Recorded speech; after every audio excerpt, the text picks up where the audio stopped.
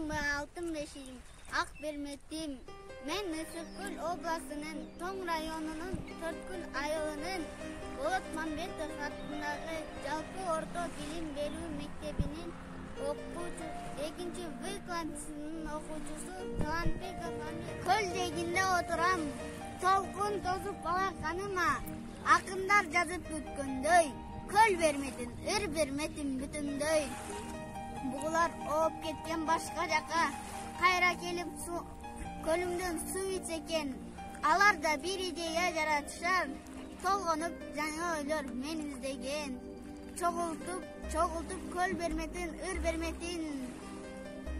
Көк асманга ыр кылып тизгим келет.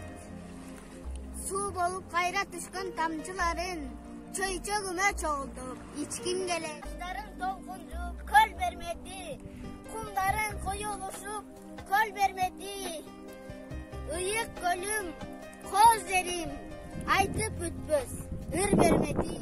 Көлүмдүн байлыгы сан жеткис, балыктын түрү айтылуу кыргыз бар эли.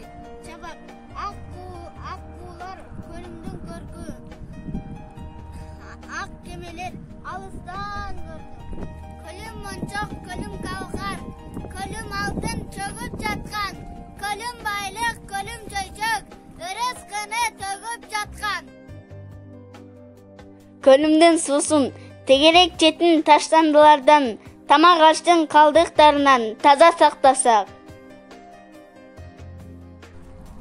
Коронавирус капсаланды болбогондо, неберин жээгинде чаба урмап, алыс кетпе, кайра тарт деп, энекем көзүн албай карап турмак.